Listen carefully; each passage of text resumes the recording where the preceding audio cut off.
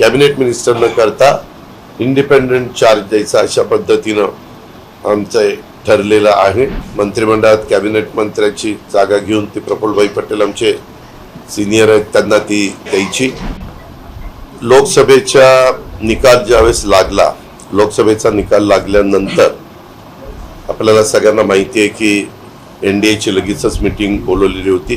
म्हणजे 4ला निकाल लागत होता आणि 5ला बैठक बोलवली। मला काही 5ला लगेच जाता आलं नाही। मी आमच्या पार्टीचे प्रफुल्लभाई आणि सुनील तटकरे साहेबांना सांगितलं की आपण दोघं जण त्या मीटिंगला जावा, मी पुढच्या मीटिंगला मग आपण सगळेच जाऊ।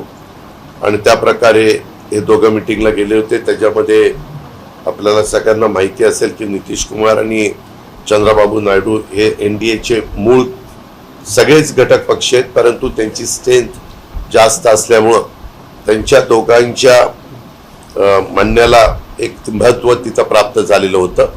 आणि त्याच्या आधी मीडियामध्ये वेगवेगळ्या प्रकारच्या बातम्या येत होत्या, आपण पण सगळ्यांनी पाहिलेलं आहे। आणि त्यावेळेस स्वतः चंद्रबाबू नायडू आणि नितीश कुमार यांनी सांगितलं की ताबडतोब दिवस आता तुम्ही पुढं ढकलू नका, ताबडतोब एनडीएची बैठक घ्या। एनडीएच्या बैठकीमध्ये एनडीएचे प्रमुख या नात्याने एनडीए दल के नेता या नात्याने आपण पंतप्रधान नरेंद्र मोदी साहेबांची निवड करू आणि ती निवड करून त्याच्याकरता सगळ्याच एनडीएच्या प्रमुखांना बोलवा, सगळ्या लोकसभा नवनिर्वाचित सदस्यांना बोलवा, राज्यसभेच्या सदस्यांना बोलवा। आणि तशा प्रकारची लगेचच मीटिंग माझ्या माहितीप्रमाणे 7 तारखेला झाली। 7 तारखेच्या बैठकीमध्ये आम्ही सगळेजण आलेलो होतो। तिथं 11 वाजता बैठक सुरू झाली, जवळपास 2 वाजेपर्यंत बैठक चाललेली होती। प्राईम मिनिस्टर स्वतः 12 वाजता आले आणि त्याच्यानंतर आम्ही सगळे प्रमुख एनडीएचे घटक हे नड्डाजी, राजनाथ सिंग, चंद्रबाबू नायडू, नितीश कुमार आणि अमित भाई असे सगळेच मिळून राष्ट्रपती महोदयांच्याकडे गेलो। राष्ट्रपती महोदयांनी पण आम्हाला वेळ दिलेली होती। तिथं आम्ही सगळ्या एनडीएच्या घटक पक्षांचं पत्र सादर केलं। त्याच वेळेस सगळ्या राज्यसभा आणि लोकसभेच्या सन्माननीय सदस्यांनी एनडीएच्या सही करून पाठिंबा देखील तिसऱ्यांदा देशाचे पंतप्रधान नरेंद्र मोदी साहेबांना करण्याच्या करता दिला। आणि त्याच्यात मोदी साहेबांनी पण नंतर मार्गदर्शन केलं। ती बैठक संपल्यानंतर मी आत्ता सांगितलं तसं राष्ट्रपती महोदयांचा वेळ घेतल्यानंतर राष्ट्रपती महोदयांना मी विनंती केली की तुम्ही आता निमंत्रित करावं, फुल मेजॉरिटी आमच्याकडे आहे। आणि त्या पद्धतीनं त्यांनी सांगितलं ठीक आहे, मी संध्याकाळी याबद्दल मोदी साहेबांना वेळ देते। आणि त्यांनी मोदी साहेबांना वेळ दिली। मोदी साहेबांनी भेटल्यानंतर आजचा शपथविधीचा दिवस ठरला आणि आज आम्ही सगळेजण त्या शपथविधीच्या करता आलोय।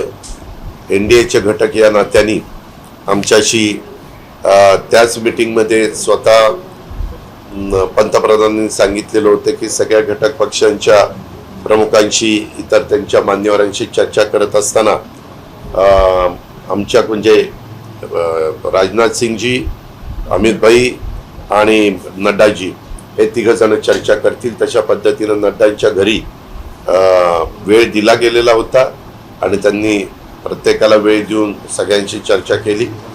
त्यावेळेस राष्ट्रवादी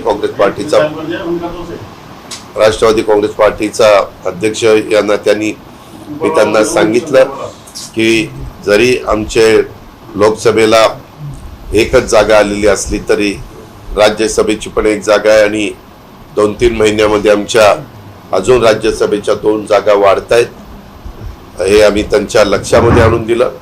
म्हणजे टोटल स्ट्रेंथ आमची राष्ट्रवादी काँग्रेस पक्षाची 4 होतीये, तर त्यामध्ये आम्हाला एक जागा मंत्रिमंडळामध्ये मिळाली पाहिजे ही आमची रिक्वेस्ट आहे। आणि तशा पद्धतीनं अनेकांनी भेटून त्यांचं काय सांगितलं असेल।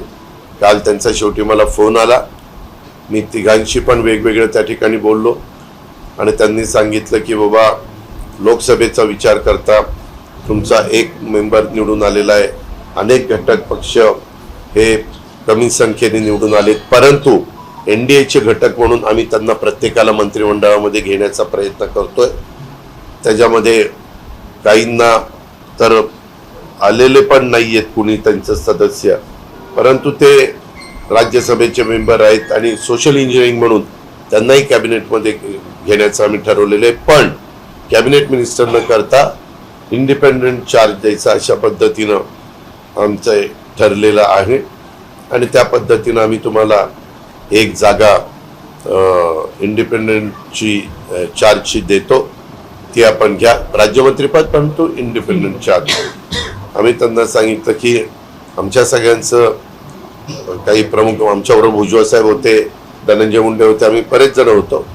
तर आमच्या सगळ्यांचं ठरलेलं होतं की यावेळेस आपण मंत्रिमंडळात कॅबिनेट मंत्र्याची जागा घेऊन ती प्रफुल्लभाई पटेल आमचे सिनियर आहेत त्यांना ती द्यायची.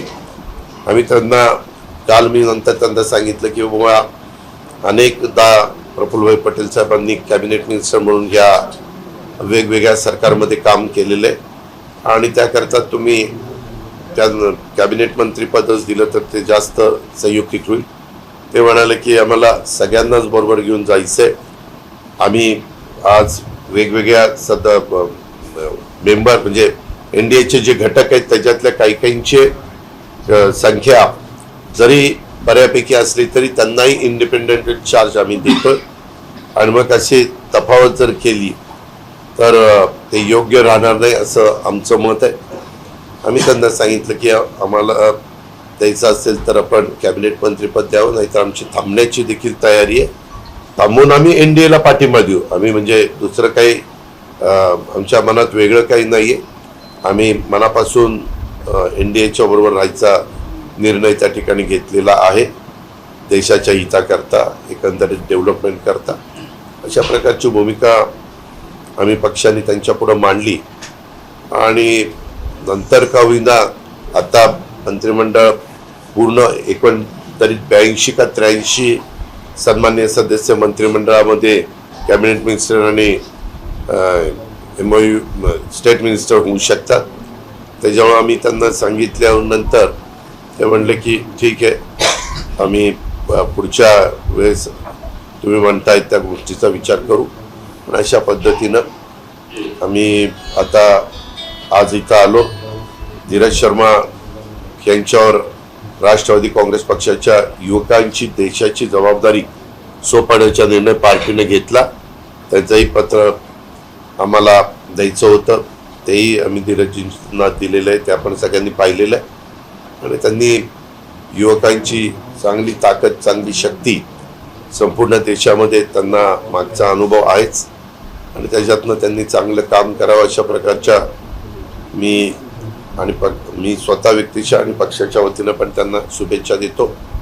पूर्णपणे आज त्यांच्यावर आता ती जबाबदारी असताना, कुठलंही काम करत असताना पक्षाची प्रतिमा वाढेल, पक्षाला बळकटी येईल, यूथ जास्त पक्षाच्या बरोबर जोडला जाईल अशा पद्धतीचं काम इतर सहकारी मित्रांना घेऊन देखील धीरज शर्मांनी करावं अशा प्रकारच्या माझ्या त्यांना शुभेच्छा आहेत. महाराष्ट्रातील सर्व बातम्यांचे विश्वासार्ह व्यासपीठ, सकाळच्या सर्व सोशल मीडिया प्लॅटफॉर्मला लाईक, फॉलो आणि सबस्क्राईब करा. तसंच सर्व नोटिफिकेशनसाठी बेल आयकॉन प्रेस करायला विसरू नका.